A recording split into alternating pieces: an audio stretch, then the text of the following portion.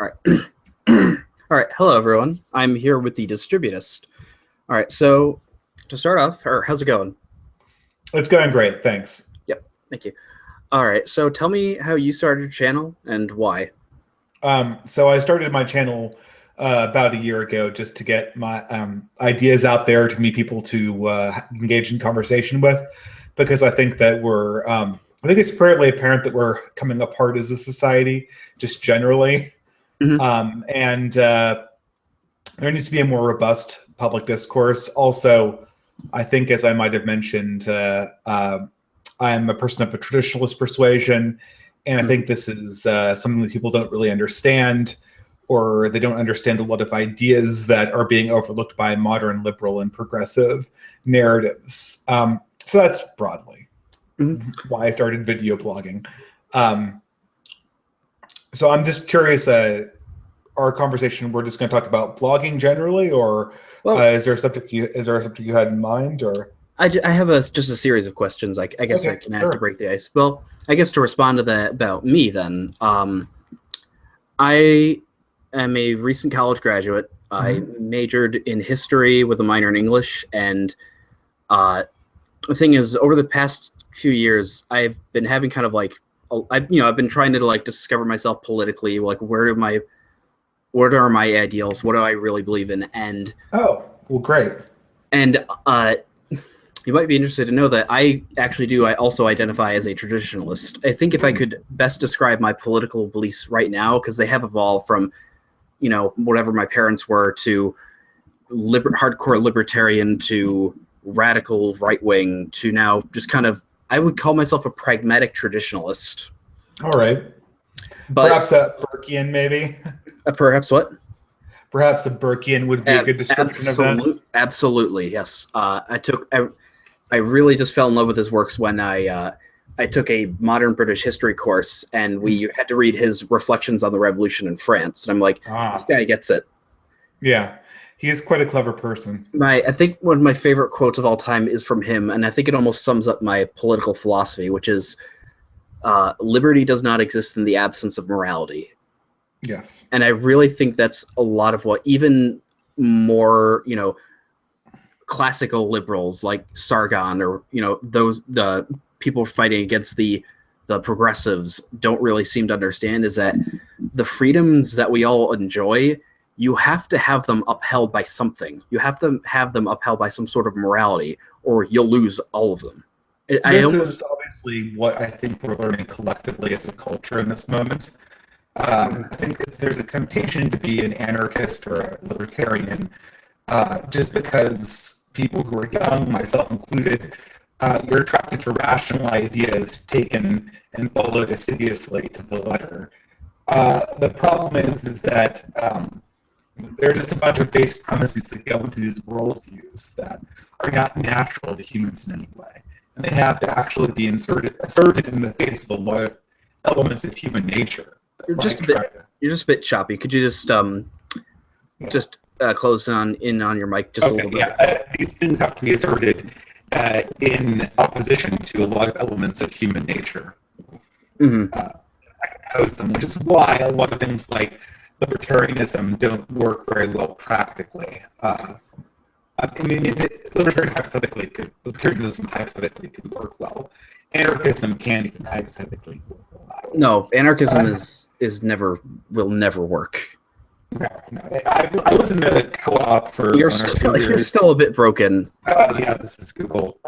Yeah, I lived in a co-op for about 1 or 2 years, and when I was in college, and you can see the principles of anarchism breaking down Mm-hmm. uh, very, very easily. I'm surprised anyone comes out of a co-op situation still believing in something like that. Yeah. Well, I guess the thing is that what really led me to start making videos, because I think originally I thought, well, maybe I'll just do stuff on social justice warriors or whatever, but Mhm. then I found out that, like, unfortunately on the Christian side of things, the Christian community has been, well, parts of it have been completely just infested by it. That, like, Yes. and it really, part of it was, seeing, because I am a Protestant evangelical, But don't worry, like I have full respect for Catholics. I don't have any No, problems. it's fine. But most modern evangelicals do, I, well, The evangelical rift is a little bit. oh, you're back. You're back to normal.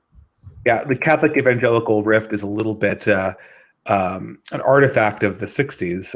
I usually think. So, what is your? I guess as a Catholic, what is your kind of opinion of Protestants, or how they fit within the Christian narrative? Well, I mean, they're Christian, certainly. I All right. mean, Yep. that's not. I think that's not really contested ever. The question Mhm. is.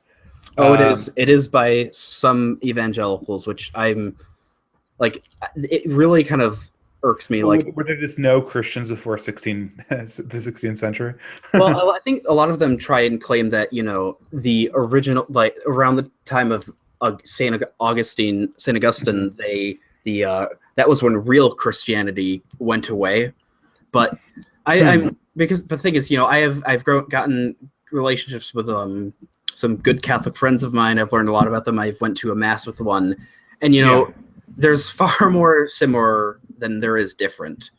Oh But no, they're Orthodox perspectives, like, and it's kind of ridiculous in today's world to really harp on the differences, considering sort well, of the current opposition I've worldwide. yeah, I've also been I've looked into recently a lot about the Eastern Orthodox Church, and I'm very much impressed by them. Like, a lot of their theology seems to be very rationally based. That Usually people say the opposite. Usually hmm, people say that Catholicism is the one that emphasizes more rationality and the Orthodox emphasize more mysticism. Although, I mean, functionally speaking, there's really no theological difference between the Orthodox and the Catholic. hmm, The division is almost purely hmm. political. And I think it was created by the Great Schism over, something that would never be debated in modern times. And then it was sort of cemented by the Fourth Crusade, Mm. which I think really has been a lasting. I mean, there's the Fourth Crusade, and then there's the mythology that the Fourth Crusade Hmm. sort of cemented in the minds of Eastern Orthodox, right? Yeah, well, I guess then from my perspective is, for me, a Christian is just anybody who, believes in the Abrahamic God and accepts Jesus, tries to follow the Hmm. commandments, kind of follows some of the basic tenets like the Trinity and the Well, Bible and stuff like that. I think Christian is a little bit hard. Usually, Christian is taken to be someone who believes in the resurrection, the Hmm. death and resurrection. That's sort of the minimum, which includes Mormons, Yeah, but I not don't. Muslims. But then I think a better term is to just say Orthodox Christian, Yeah, yeah, with that's a good small idea. L, obviously, and then you include Protestant, Catholic, and Orthodox, but not Mormons. Yeah, Uh, uh, as much as Mormons in Voodoo and Santeria can be called Christian, but they sort of. I mean, I have a lot of Mormon friends. I love Mormonism, but they sort of are Christians in the way that like duckbill platypi are mammals. yeah. um, if they exist in the category in a sort of tenuous way, because if they didn't exist, then we could make the definition a lot stronger. Mhm. Not to be offensive to anybody who's Mormon. No, yeah. Well, I don't. Surprisingly enough, I live in upstate New York, and this is actually the area where Mhm. Mormonism was founded. But we don't really get many. I've never actually encountered any Mormon missionaries around here. No, yeah, they're mostly a Western phenomenon. Well, I think it's because nobody actually knows what upstate New York is. Maybe like Because, Albany and the Catskills and stuff like that. well, I was basically the I went to entirety. upstate. Sorry, go ahead. Yeah, I consider it basically the entirety of the state except New York City and Long Island, and I Okay. think we're a very interesting like cultural area because we have like stuff from we have it seems like we're kind of like a mix of like Ontario, Canada, Vermont, the Rust Belt, but then having a lot of the political ideas of like Alabama. We're and we're very geographically diverse. Like you got mountains, rivers, and like it's very weird. I live somewhat near a city, but then just a mile down or away from my house is a vineyard. It's like this beautiful vineyard. It's like I'm in Italy. But Yeah. The thing is, I love the fact that in upstate New York, one of our greatest engineering project was the Erie Canal, which was, built in the early 1800s. Yep. And it was so they could link the Great Lakes to the Hudson River, and they had all these, Irish immigrant workers trying to build it, struggling, and it was finished just in time for it to be completely obsolete with the invention of the railroad. Well, I don't know. It's much cheaper to ship things via boat than it is train. Mm-hmm. Yeah, but I guess back to what you were saying is why I started mine was that, like, looking at, because the problem is, a lot of the Protestant denominations saying, hey, you know what, homosexuality is perfectly fine. Doesn't matter what everybody else has said. Just because we feel this way, it must be right. Yeah, of course. I mean, my biggest argument is saying that, well, where were you guys before the 1980s? Where were you guys before it actually became accepted anywhere?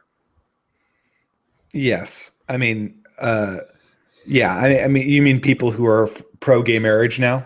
Well, I mean, like, not even that, just the people that call themselves Christians that don't think that homosexuality is immoral, or who think that, God is There are a lot of denominations who on the mainline Protestants that I know I'm just very, very pro homosexuality, probably going back to 1960. I know, but like, well, where were you before then? Yeah, I mean, the thing is, in my opinion, the homosexuality, it's totally a derivative phenomenon, right? Mm-hmm. When you're talking about, this is the thing, a lot of problems the traditionalists typically have. They're always fighting the branches and the heads of the hydra. The problem is that they don't understand the mechanisms that are bringing these things about, so they're constantly surprised that, like, nothing has really surprised me about the progress. Yeah, the left has been entirely predictable. The thing with, when the transgender thing came out, I'm like, well, we've kind of come full stop at this point, Yeah, well, and there's more stuff still, right? Well, the thing is, like, people say pedophilia is next, but I think the thing is, like, no, it's not. They can't. Yeah. It's going to be polygamy, and then it's going to be polygamy and non-traditional families and incest. Well, we have single mothers, which yes, quote-unquote non-traditional families. That's the next thing. But I think going back, you made a good point as to where all this came from, and that's fairly simple. I want to get to that point, but I think just to go back to what I was saying is that, and the thing is, but what I recently really can't stand is just how a lot of the new narratives on race have been coming out, like not new, but yes, I just a lot kind more prominence than they have typically in the past. And it really just started in late December. Like, I was looking, because, like, there's a couple Christian news sites I follow, the Christian Post and Christianity Today, which have the latter has almost kind of become a joke now. Oh yeah, you did that thing on Russell Moore, right? Yeah, I subscribed to your channel. Yeah, thanks. Yeah. And but the thing is, there was this evangelical conference in late December in somewhere in Missouri, and it was always touted as, we're a very kind of diverse conference, and about half the makeup was white, and it's young evangelicals, and they had a whole big thing where they supported Black Lives Matter, and you had this woman named, I'm gonna do a video on her at some point, and this African American middle class married woman, named Michelle Higgins, she went up on stage to give a speech and screamed and basically ranted for about a half hour, telling how all these white evangelicals were horrible and how much they were in line with white supremacy. Just like, really, the woman that's on stage speaking to all these people is the one talking about oppression. Yeah, this is a problem that essentially you have growing nationalist movements inside these progressive causes. I mean, that's the question is, at one point, is it going to become a problem for the progressive leadership, right? Well, the thing is, progressivism will never win, because the thing is, if they continue with their love of Islam, they're the first to go. Yeah, I don't know about that. I mean, they're definitely on Islam's hit list.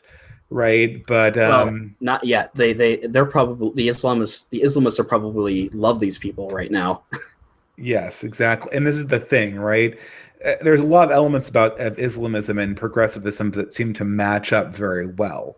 Mhm. And if progressivism is really myopic or really overconfident, it could end up essentially just aiding rise of Islamist parties, right? Well, they practically are at this point. Yeah, I mean, in Turkey, certainly. Yeah, that was Uh, sad what happened there recently because I'm like, yeah, this was kind of the last. it was a long time coming though. All of these things, they're not particularly surprising, right? They're all things that have been in progress for a very long time, and they've Mhm. just turned a corner, I suppose. All right, I guess, and then So, so and yeah, so after that video, I kind of like, oh god. But so then I saw the stuff by Russell Moore, and like my latest video was on his ridiculous, absurd argument he made.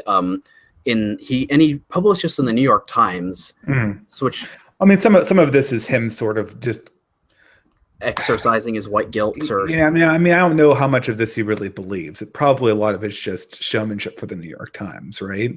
yeah. Um, Well, I mean, he's kind of said a lot of this earlier, and like last year when the whole Confederate flag controversy happened, yes, um, he wrote something saying, let's listen to our black brothers and sisters. Let's take down that flag. Which that's the thing.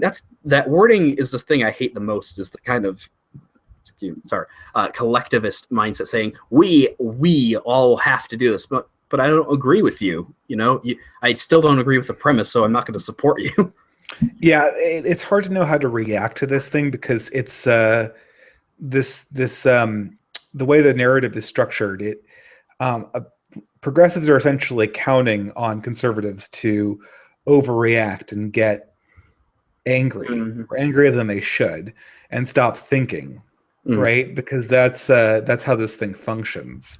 So Well, I've almost thought the bigger problem is I guess what's called the conservatives, which is the people, the kind of idea that a mhm. lot of conservatives just kind of bow to whatever liberal beliefs are possible. They already accept the premises Yeah, they before they even start essentially the accept argument. changes in the Overton window dictated by the progressive narrative. And Sure. and that's what I think that's the biggest problem I kind of have with conservatism is that they actually ever won anything?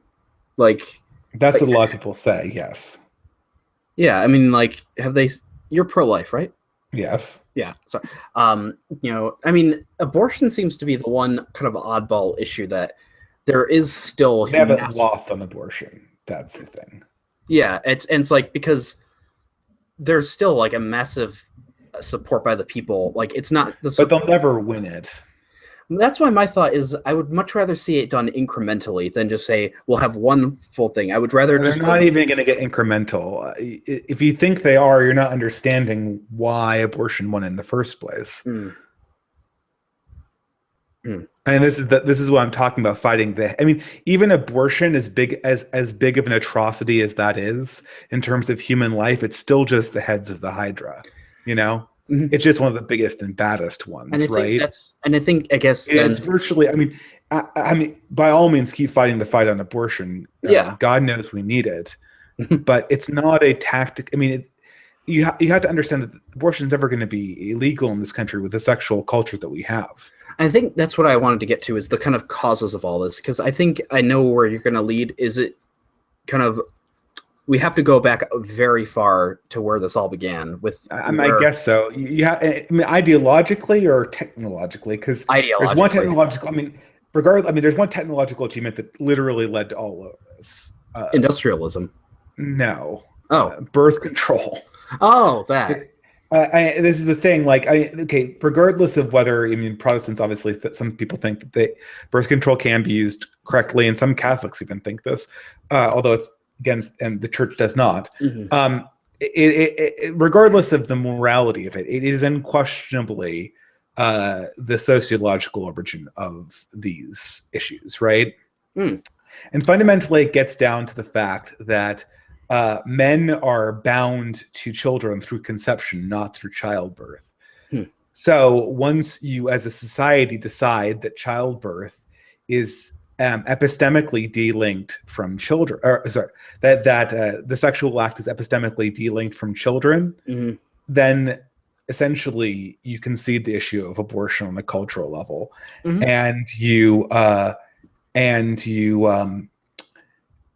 you concede abortion on a cultural level, and you also concede that men have essentially no rightful claim to be involved in their biological children's lives. That's a good point. Culturally, I'm talking not about legally or where Mhm. we've come to, and everything is a compromise. And again, this is sort of the culture of contraception, not contraception necessarily. Obviously, hypothetically, there's a way you could potentially use birth control in an ethical way. Again, the Catholic Church does not agree with this, but pardon me, as a cultural phenomenon, this is the reason. This is the reason behind all of these setbacks. Everything you're fighting is a backwards retreat over the eventual realization that men have essentially no role in family life. Or fathers do not. And yeah, and the state does, I should say. That's been I guess a theory that in place of the traditional role of the father, because of the rise of the single mothers, which I think in America now about half of all children are raised in single mother households, which is, I think it's a little bit less. It's certainly, yeah. It's in some communities, it's enormously high. Yeah. But the fact that, basically you can then just have the state take place of the father. Yeah. I mean, this is the logic. This is also the problem too. What I'm talking about here is sort of the implicit logic of the sexual revolution, not what necessarily is going on in any individual case. And the equivocation between these two concepts is a way that any progressive interlocutor will immediately shut down this argument if you bring it up to them, right? Oh, really? You think that's what these single mothers think? They just want the state to raise her? No. It's not about the individuals. It's about the cultural message, yes. The cultural trend that we're seeing. And, this is a consequence of essentially a virtual domination of the media and the academia by progressives. Oh, I thought you were going to say the Jews. No, I'm not an alt-right person. I know. Neither. I mean, I'm actually fairly anti-alt-right because I think they're fundamental. I mean, degenerate. Leave aside the ethics of their positions. Just practically speaking, they're fundamentally playing into the hands of progressives. Well, yeah, I mean, they don't realize what they are. That was one of the funniest things, though, that in my latest video, I went over an article by Russell Moore, and it was, again, the basis of it is him almost basically praising the fact that future churches are not going to be white anymore, which is awful. And through the article, he eventually just goes off on this absurd rant on Donald Trump and the alt-right. And it's it's really kind of funny, but yeah, but the important, I mean, this is the thing though, right? Russell Moore thinks that he's going to ingratiate himself. I think in that particular article, Russell Moore saw himself as an ambassador, right? Yeah, that's a good point. The problem is there's just no, I've said this to somebody else recently, there's just no point in I think it's foolish. I think trying to ingratiate yourself to progressives it's necessarily, I mean, this is the thing, like these Hegelian philosophies, it's the frog and the scorpion negotiating fair across the river, right? Pardon me?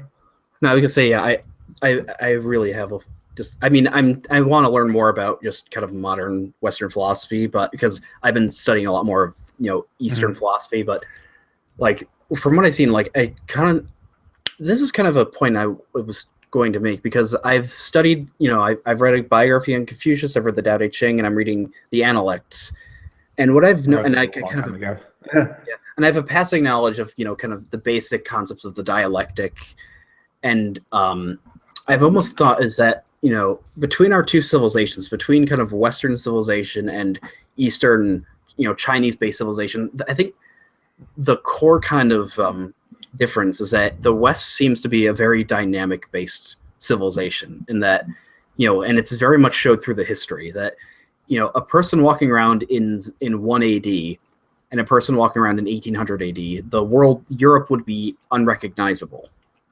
Whereas if you were walking around China in about 180 to 1800 AD, yes, there would be different technology and a lot more people, but the basic fundamental structure of the country would be essentially the same. You still have the emperor, you still have the eunuchs, you still have the classes of people. And things. Yeah, I mean, but China is unique in that regard. Oh, yeah. I mean, this is the difficult thing with you're talking about a very, very unique aspect of Chinese civilization and its surrounding civilizations in particular, more than you are really recognizing a unique thing about Western civilization. I guess Western civilization is slightly more dynamic in that sense. Well, I think maybe it might have to do with the fact that, if China itself can be considered as its own civilization, whereas, Europe is as collectively its own civilization, because it's made up of so many different peoples, you would be a lot more dynamic. Whereas China, yes, there are different, ethnicities, there are different nationalities, but there was still the whole concept of the Middle Kingdom. Well, I don't know. I mean, this is the thing. These China was comprised of individual nations that would have, at the time of, say, the Roman Empire, still very much seen themselves as separate nations brought together in an empire. The issue is that due to a variety of historical circumstances, the great imperial forces that kept the nation very unified persisted in China, where more or less they dissolved in the West. But I don't know. We could talk about the various myriad different reasons why that was the case.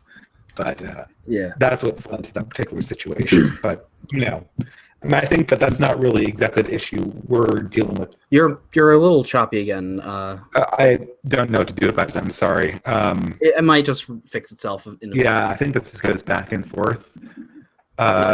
It's starting to fix itself just a bit. But all right, okay. I guess I'll continue. But I guess going off of that's why I would say, I guess my next question is, who would you consider your favorite philosopher to be? Well, that's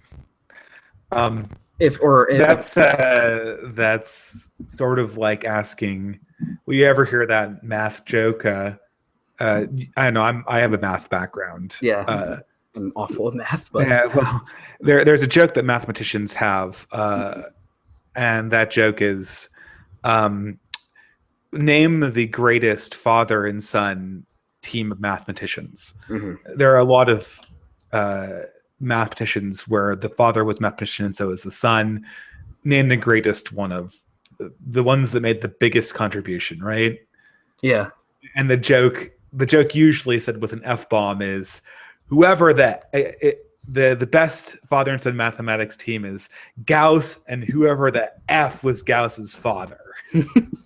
Yeah, and you have to say it really emphatically in order to get the joke. But the point is that the contributions of Gauss were just so enormously large that it's ridiculous to talk about who is the greatest mathematician of all time, even because like physics too. There's like Newton and Einstein, right? And everything else sort of seems like details at that point. Or not details, but I mean, the contribution is just so large. And I think the same thing is true with philosophy. I don't know how you get around Aristotle, right? I mean, he essentially created Western philosophy as we know it today. Not only that, he essentially invented, a Western structure of knowledge that's persisted until today. But he was a straight white man, so that means we have to hate him. Well, yeah, I think they all were, right? A few people weren't. No, the Greeks weren't white. Remember? They go back and forth on that one, right? No, it's we was kings and whatever. Oh yeah. No, that's the funniest thing. That's the funniest meme I've ever heard, though. I always laugh at that, but the Afrocentricism. Yes. Again, around for a long time, right? Yes. It's been around for about 80 years now, I think. That particular meme, 90 perhaps. People were talking. There were people like Dubois who was talking about this in the 20s. Yes. No. But yeah, so I guess then, because we could, I guess, talk a little more about Chesterton. I because I imagine you're a big fan of his. Oh yeah, I am. It's the icon I use. So, Yes. I take it you are a big Chesterton fan, or? Yes, I've been trying to get a lot more into his books. I've listened to most, or I've read most of The Man Who Was Thursday, and I You're at want then. Orthodoxy? No, I want that's on my list, but the next one is going That's to the be one you need to read. okay. If you're interested in Chesterton's ideas, you'll realize that essentially that concentrates them. Most of the other books are kind of rehashes with some new ideas here and there. Yeah. Well, I was going to then read later. I guess the next one would be though Eugenics and Other Evils.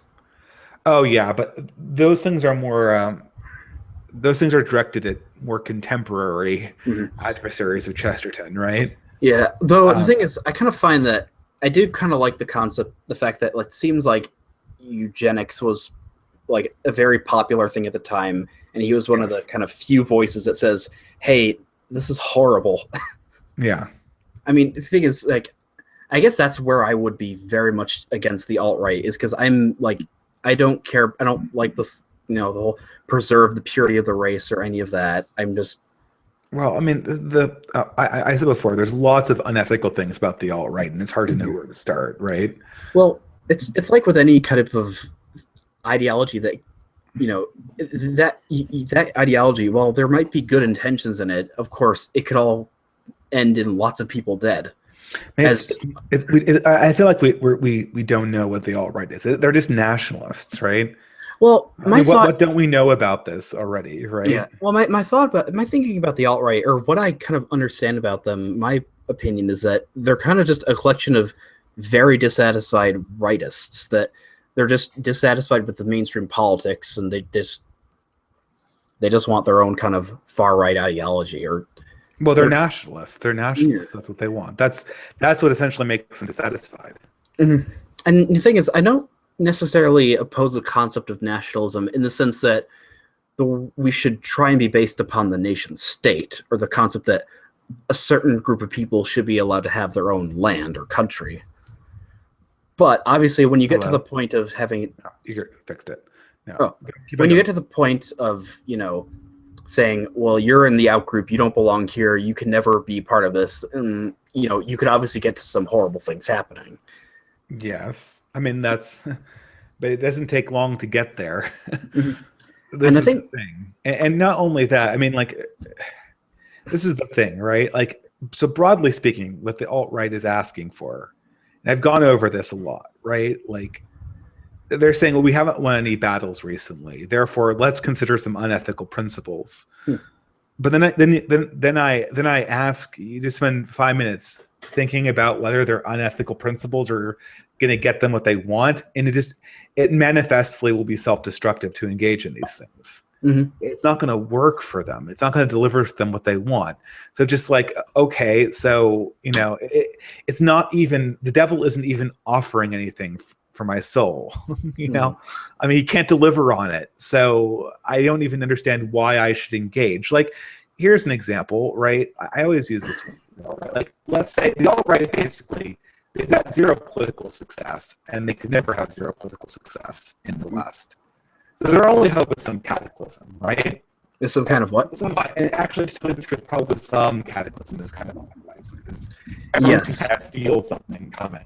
And I think the thing is about my thought about that. Sorry, you're a little broken again, but Okay. Uh, I guess it might that's help if I just kind of talk just for a second, so sure. it'll write itself. But my thought is, I have kind of thought, yeah, the society is starting to break down Mhm. with increasing rapidity, and I guess the one positive, I guess if you could be called positive, is that I'm kind of sure that when this stuff happens, people become a lot more conservative. People, my thought is that I think you might agree is that conservatism or kind of traditionalism is the natural state of man.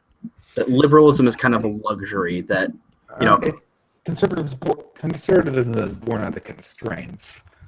Mm, I suppose. I mean, I guess liberalism. I hate using liberalism because it means two different things. When I say liberalism, I always mean classical liberalism. I never mm, mean modern leftism. I always use progressivism for modern leftism. All right, I just have to go for 1 sec. I'll be back in just a second. Okay. Okay.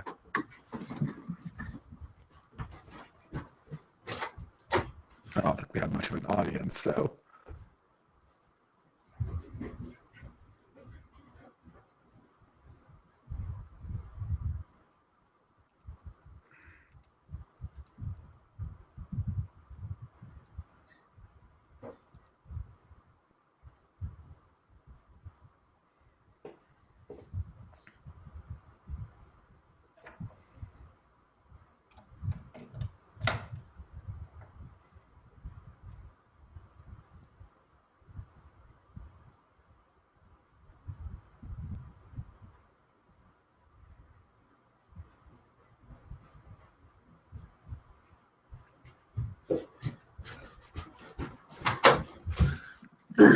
All right, I'm back. Hello. Yes. Sorry about that. No problem. Yeah.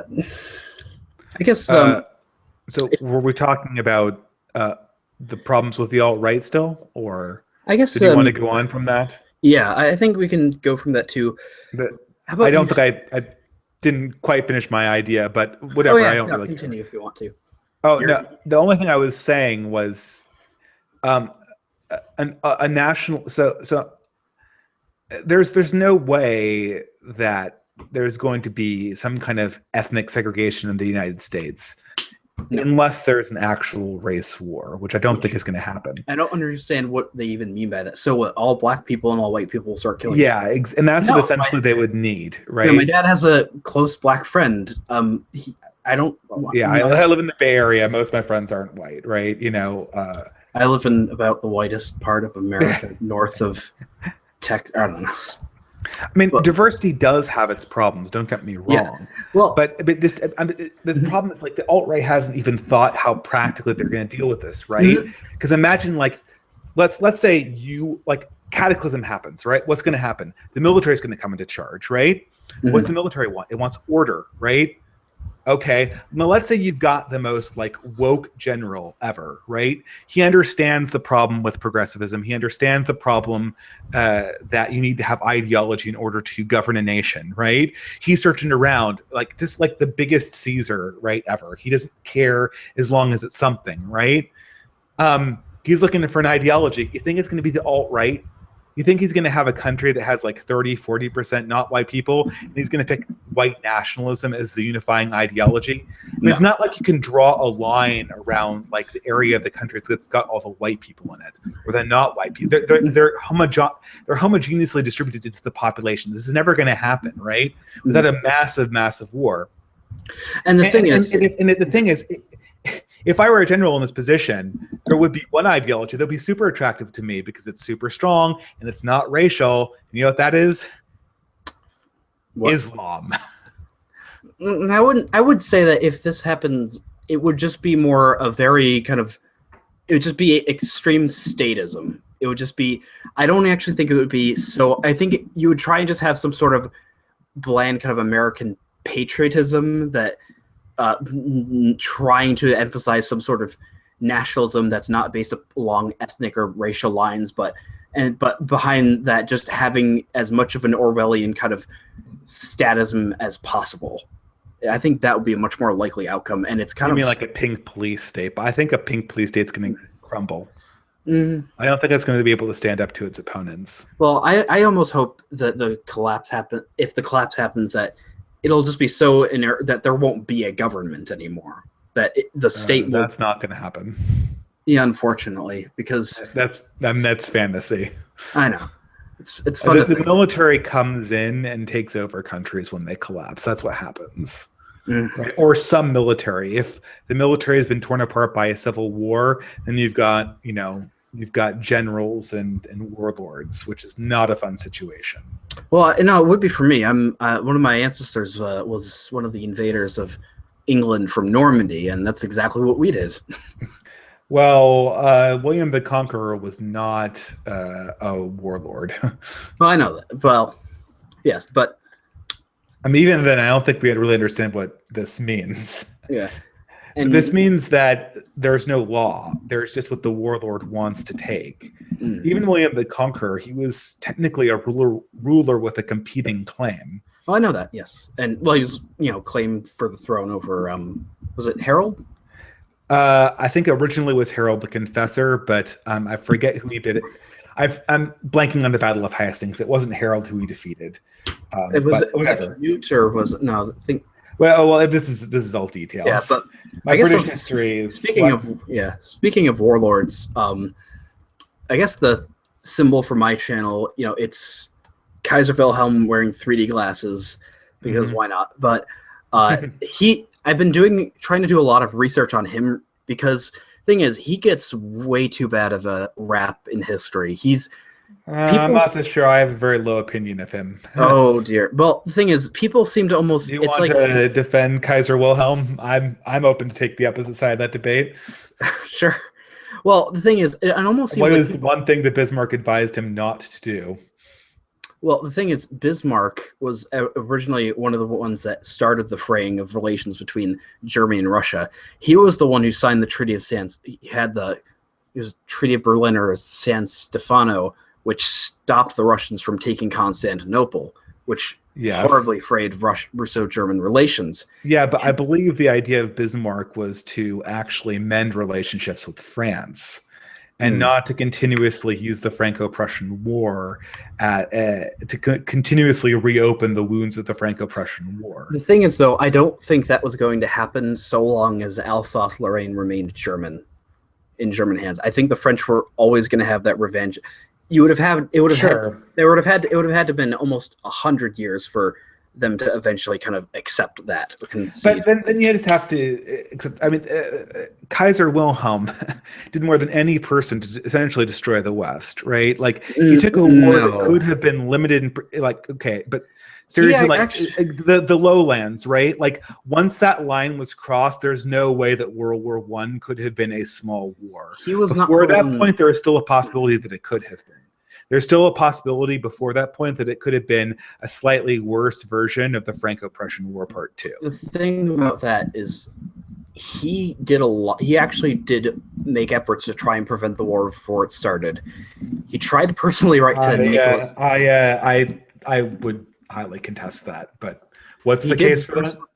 He personally wrote the Tsar trying to say, we are royals, we are cousins, we could still stop this before it gets out of hand. Nicholas didn't reply. He refused to say anything.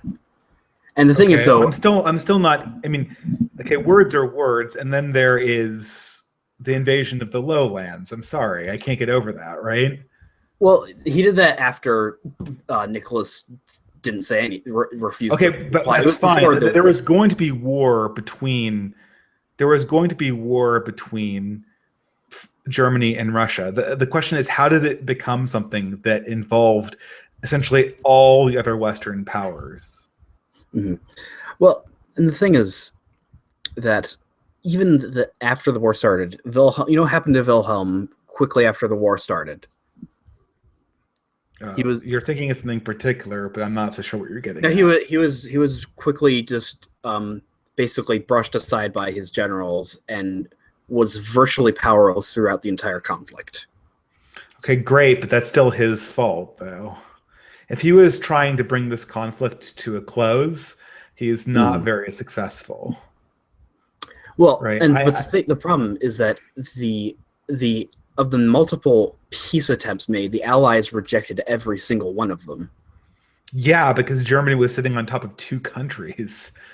This is the thing. Like, as long as that happened, like once that happened, it was going to be a massive war that nobody could get out of, right?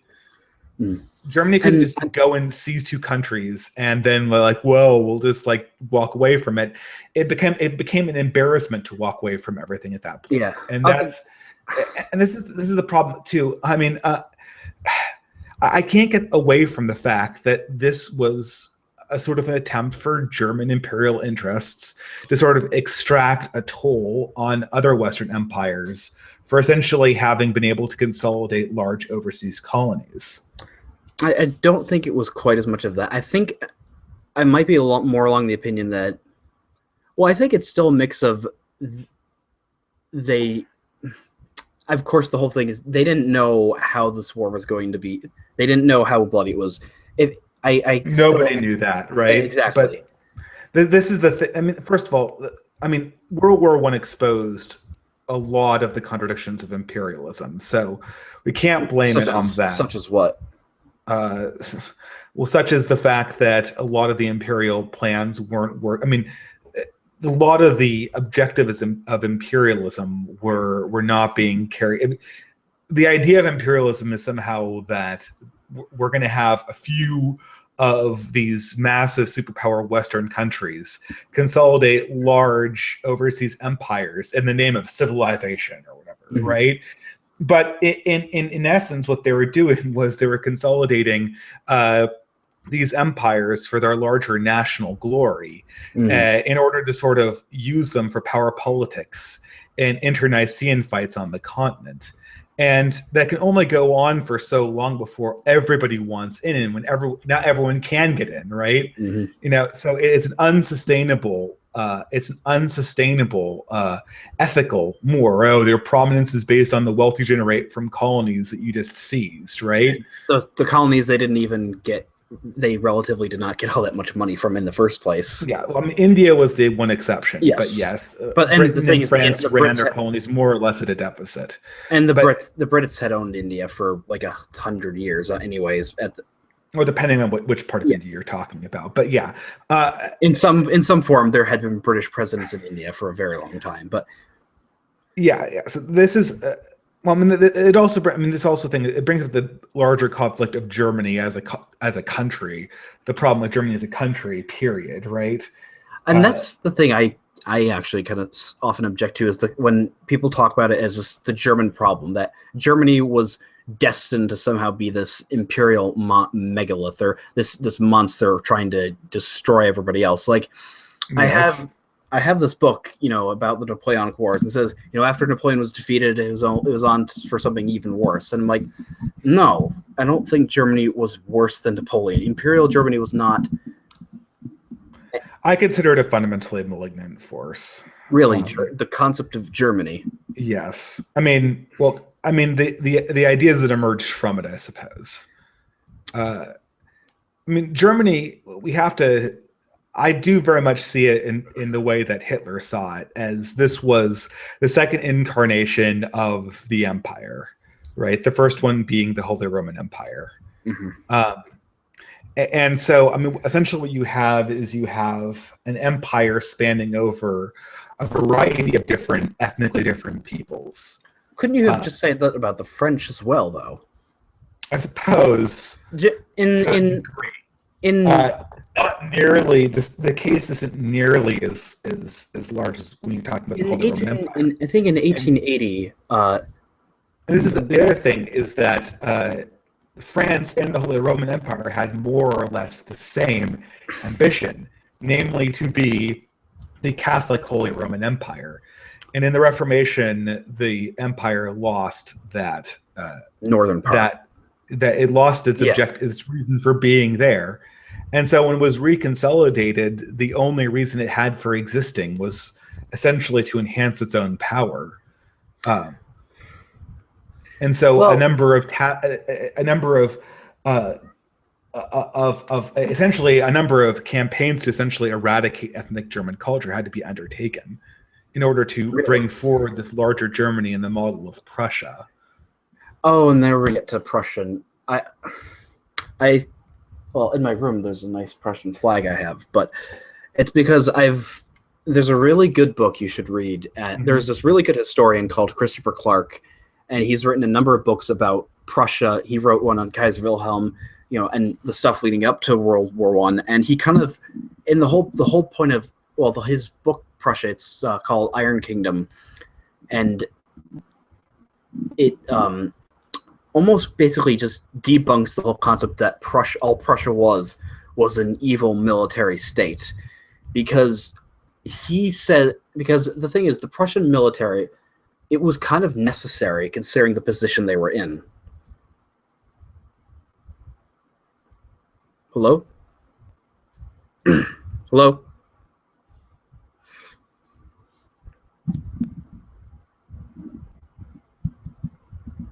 Hello? Hmm.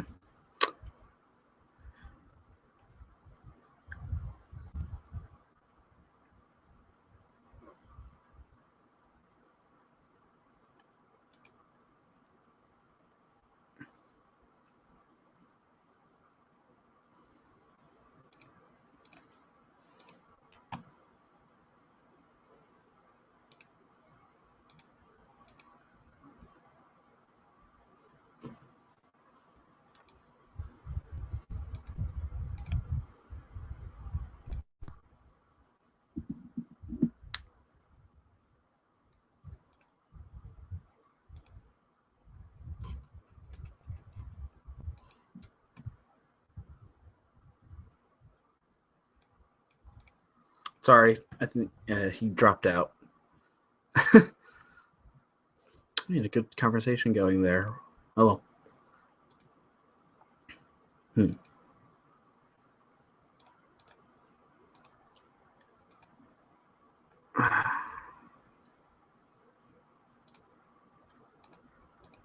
Hmm.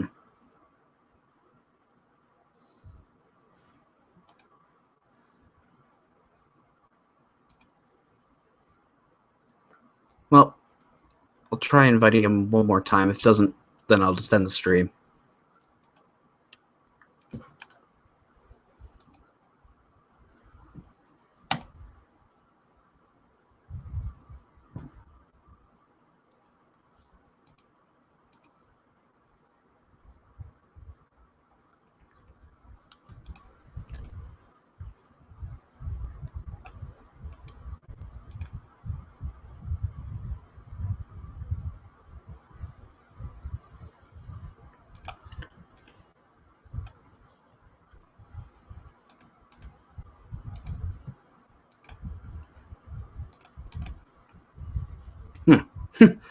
Well, I guess he's gone. We had a good chat. Well, I guess if you're hearing this, we can have a conversation again later at some point.